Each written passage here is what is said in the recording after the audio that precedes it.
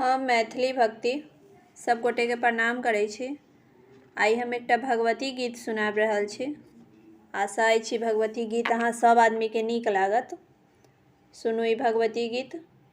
आ हमर वीडियो के लाइक, चैनल के सब्सक्राइब सब आदमी कऽ देबै। जय मैथिली, जय भक्ति।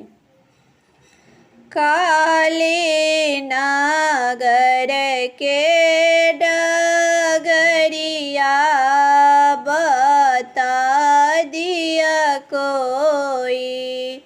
काली नागर के डगरिया बता दिया कोई,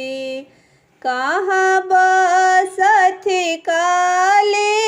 मैया,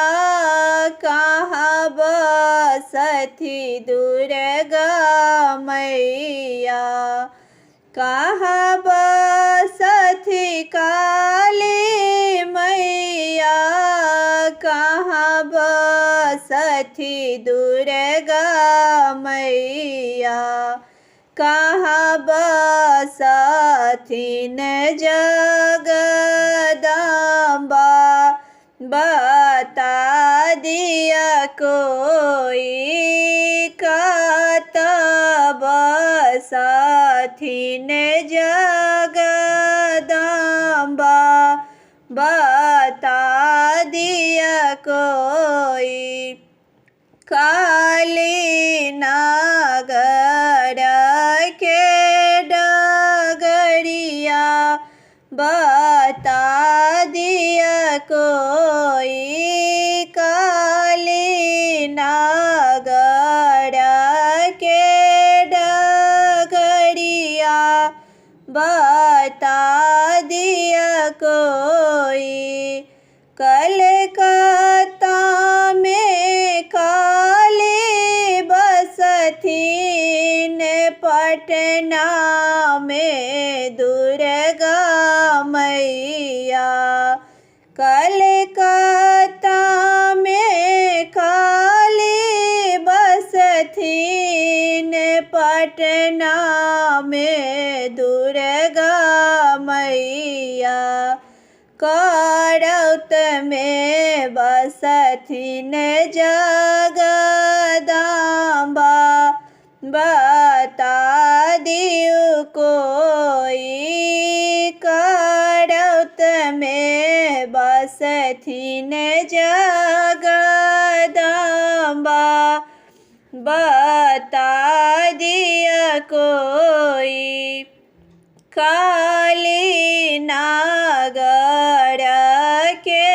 डगरिया बता दिया कोई, काली नागर के डगरिया बता दिया कोई, कौने फल काली देथिन, कौने फल दुर्गा देथिन, कौने फल काली देथिन, कौने फल दुर्गा देथिन, कौने फल देथिन जगदम्बा मैया बता दिया कोई, कौने फल देथिन जगदम्बा मैया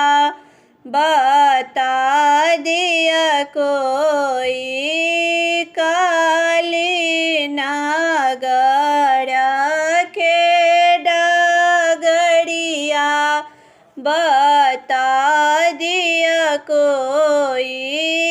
काली नागर के डगरिया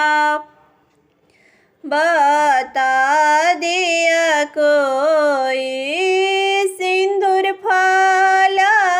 काली देथिन, पुत्र फल दूर